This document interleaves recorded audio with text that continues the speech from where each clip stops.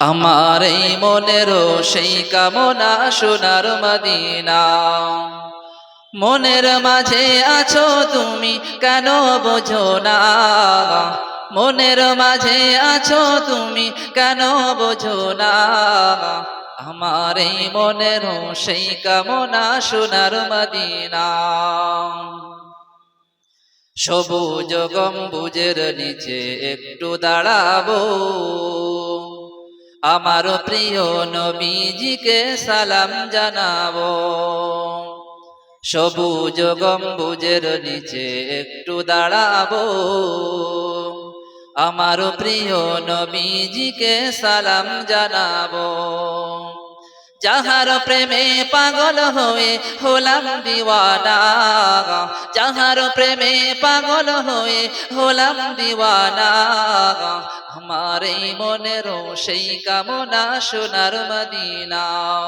মনের মাঝে আছো তুমি কেন বোঝো না, মনের মাঝে আছো তুমি কেন বোঝো না।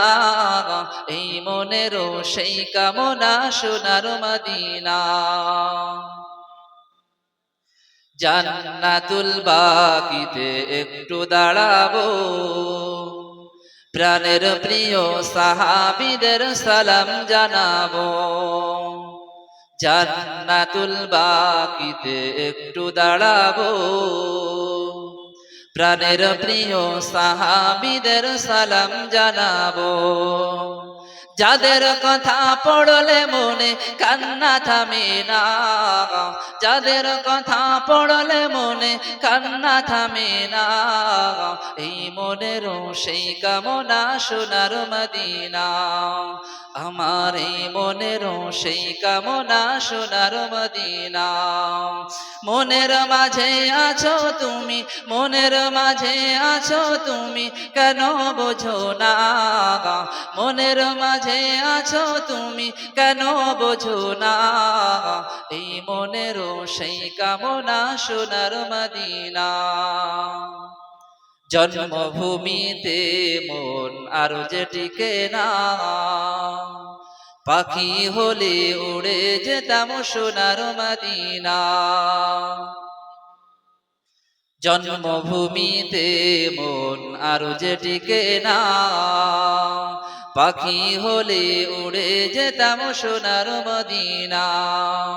এই বাসনা কবুল করো ও হে রব্বানা, এই বাসনা কবুল করো ও হে রব্বানা।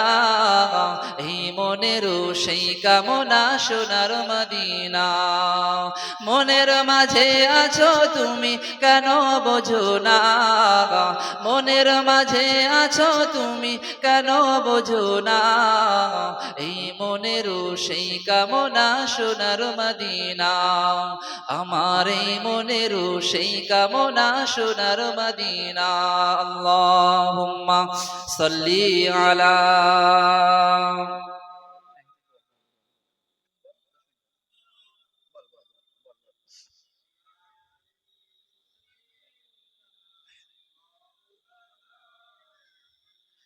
তো যে কথা বলছিলাম, আল্লাহ পাক কখন কার তাওবাটা কবুল করবে আমরা কেউ বলতে পারবো না। হাদিস পাকের মধ্যে বর্ণনা করা হচ্ছে, বনি ইসরাইলের মধ্যে একজন যুবক যে কিনা ছিল ইহুদি, আমরা শুনেছি তারপরেও কথাটা মনে পড়ে যায় প্রসঙ্গে, যে 100 মানুষকে হত্যা করেছিল। 100 মানুষ হত্যা করার পর যখন তার অন্তরের মধ্যে অনুশোচনা আসলো, যখন সে তাওবা করলো, আমার আল্লাহ ওই 100 মানুষ হত্যাকারীর তাওবাকেও আল্লাহ পাক কবুল করলেন। জোরে বলি সুবহানাল্লাহ। তাহলে আমরা তো মানুষ, আমরা সেই নবীর উম্মত, শেষ নবী, যে নবী সমস্ত নবীদের সম্রাট। আমরা কিন্তু একটা স্পেশাল উম্মত, অর্থাৎ স্পেশাল নবীর স্পেশাল উম্মত। তো আমরা যদি আমাদের জীবনে আন্তরিক তাওবা করতে পারি, আল্লাহ পাক অবশ্যই কি করবেন? ক্ষমা করবেন। বিশ্বনবী সাল্লাল্লাহু আলাইহি ওয়াসাল্লাম হাদিস পাকের মধ্যে বর্ণনা করলেন, ও আমার সাহাবারা, ও আমার সাথী সঙ্গীরা, তোমাদের পূর্বে একটা জাতি ছিল, যে জাতিটার নাম ছিল বনি ইসরাইল। ওই বানি ইসরাইল সম্প্রদায়ের মধ্যে একজন যুবক ছিল যে কিনা 100 মানুষকে হত্যা করেছিল। 100 মানুষকে হত্যা করার পর যখন তার মনের মধ্যে অসুর অনুশোচনা আসলো, তার মনের মধ্যে চিন্তা হতে শুরু করলো, আল্লাহর কাছে তাওবা করতে শুরু করে দিলেন। ও ভাইজান বাবাজিরা, মহান আল্লাহ পাক তার তাওবাটা কবুল করেছিলেন। ওই ব্যক্তিটা যখন 99 জন মানুষকে হত্যা করে ফেললো, তার মনের মধ্যে একটা চিন্তা শুরু হয়ে গেল, আল্লাহর কাছে তাওবা করতে শুরু করলেন যে কোথায় গেলে আমি আমার গুনাহটা মাফ হব। এই চিন্তা করতে করতে একটা সময় একজন ইহুদি দরবেশের কাছে চলে গেল। ইহুদি দরবেশের কাছে গিয়ে বলতে শুরু করলো, ও আল্লাহ পাকের দরবেশ বান্দা, আমি আজ পর্যন্ত 99 জন মানুষকে হত্যা করে ফেলেছি। আল্লাহ পাক আমার তওবাটা কি কবুল করবেন? আমার গুনাহটা কি মাফ হবে না? এমন করে দরবেশ ব্যক্তির কাছে বলতে শুরু করলেন। আল্লাহ দরবেশ বান্দাটা বলল, অবশ্যই আল্লাহ পাক তোমার তাওবা কবুল করবেন। এই তুমি এমন একটা পাপী বান্দা, এমন গুনাহের কর্ম করে ফেলেছো, আল্লাহ পাক তোমার গুনাহটা ক্ষমা করবেন না। সঙ্গে সঙ্গে সেই যুবকটা ওই জায়গায় সেই ইহুদি দরবেশকে হত্যা করে ফেললো। এবার হত্যার সংখ্যা পৌঁছে গেল 99 আর 1 কত হলো? 100। ব্যক্তিটি বাড়িতে চলে গেলেন।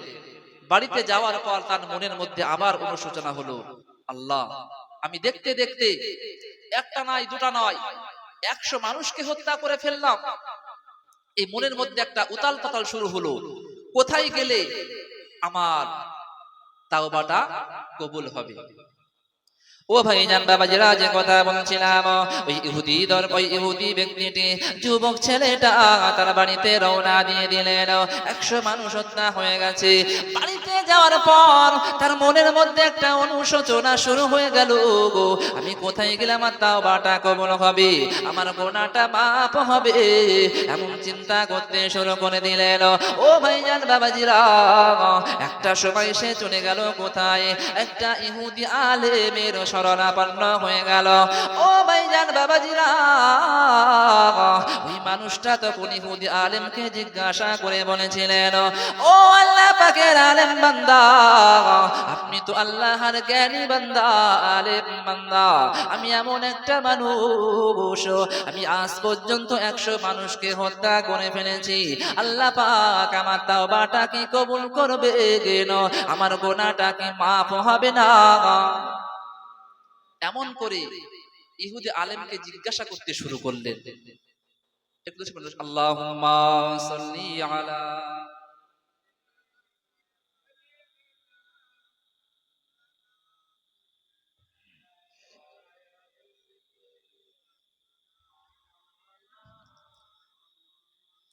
ইহুদি আলেমকে বলতে লাগলেন, আমি 100 মানুষকে হত্যা করেছি, আল্লাহ কি আমার তাওবাটা কবুল করবেন? ও ভাইজান বাবাজিরা, যে কথা বলছিলাম, আল্লাহর আলেম বান্দা ওই সময়তে জানিয়েছিলেন, ও আল্লাহ পাকের খুনি বান্দা, আল্লাহ পাক অবশ্যই তোমার গুনাহটা মাফ করবেন, আপনার তাওবাটা কবুল করবেন। একটা কাজ করো, তুমি তোমার বাড়ি থেকে রওনা দিয়ে দাও। ফিলিস্তিন বলে একটা জায়গা আছে, ওখানে একটা মসজিদ আছে, যে মসজিদটার নাম হলো মসজিদে আকসা বাইতুল মুকাদ্দাস, যেটা মুসলমানদের প্রথম কিবলা ছিল। মুসলমানরা প্রথম দিকে ওই দিকে ফিরে নামাজ আদায় করতেন। ও আল্লাহর খুনি বান্দা, ওখানে গিয়ে দেখবে অনেক মানুষের আল্লাহর ইবাদতে লিপ্ত হয়ে রয়েছে। তুমি তাদের সঙ্গে আল্লাহর ইবাদতে মশগুল হয়ে যাবে, কখনো বাড়ির দিকে ফিরে আসবে না। আল্লাহর ওই খুনি বান্দাটা আলেম বান্দার কথা শোনার সঙ্গে সঙ্গে বাড়িতে চলে গেলেন। বাড়িতে যাওয়ার পর উদ্দেশ্য বাইতুল মুকাদ্দাসের দিকে রওনা শুরু করে দিলেন। পথিমধ্যে হাঁটতে শুরু করে দিলেন, কিন্তু না না না না না না, বাইতুল মুকাদ্দাসে পৌঁছানোর পূর্বে একটা মিডিল পয়েন্টে আল্লাহর হুকুমে দুনিয়ার জমিন থেকে বিদায় নিয়ে চলে গেলেন। দেখেন, তাওবা করতে পারলো না, অর্থাৎ বাইতুল মুকাদ্দাসে পৌঁছানোর পূর্বেই আল্লাহর হুকুমে দুনিয়ার জমিন থেকে বিদায় নিয়ে চলে গেলেন। আল্লাহ তরফ থেকে দুই দল ফারিস্তা আগমন করলেন। আমরা জানি যখন কোনো মানুষ ইন্তেকাল করে, ইহ জগৎ ছেড়ে যখন পরজগতে পাড়ি দেয়, যে মানুষের আত্মাটা, লাশটা, বডিটা পড়ে থাকে, তার আত্মাটা চলে যায়। একটা হলো ইল্লিন, একটা হলো সিজ্জিন। যদি মানুষটা ইমানদার হয় তাহলে তার রূহটা ইল্লিন নামক স্থানে রাখা হয়, আর যদি পক্ষান্তরে তার রূহটা অর্থাৎ বেঈমান অবস্থায় মারা যায়, তার রূহটা সিজ্জিন নামক স্থানে রাখা হয়। তো এই কারণে দুই দল ফারিস্তা, একদল আযাবের ফারিস্তা আর একদল রহমতের ফারিস্তা, তারা এসে ওই রূহটা নিয়ে যাওয়ার জন্য ব্যতিব্যস্ত হয়ে পড়ল। তাদের মধ্যে একটা দ্বন্দ্ব দেখা দিল। কিন্তু ঘটনাক্রমে রাসূল সাল্লাল্লাহু আলাইহি ওয়াসাল্লাম বললেন যে আল্লাহ পাক ওই গুনাহগার বান্দাটার অর্থাৎ খুনি বান্দাটার তাওবাটা কবুল করেছিলেন, এজন্য তাকে আল্লাহ পাক মাফ করে দিয়েছিলেন। তো অনেক সামনে কথা আছে, আমাদের আমন্ত্রিত ওলামা হযরত চলে এসেছেন, একটু তাকবীর দেন, নারায়ে তাকবীর।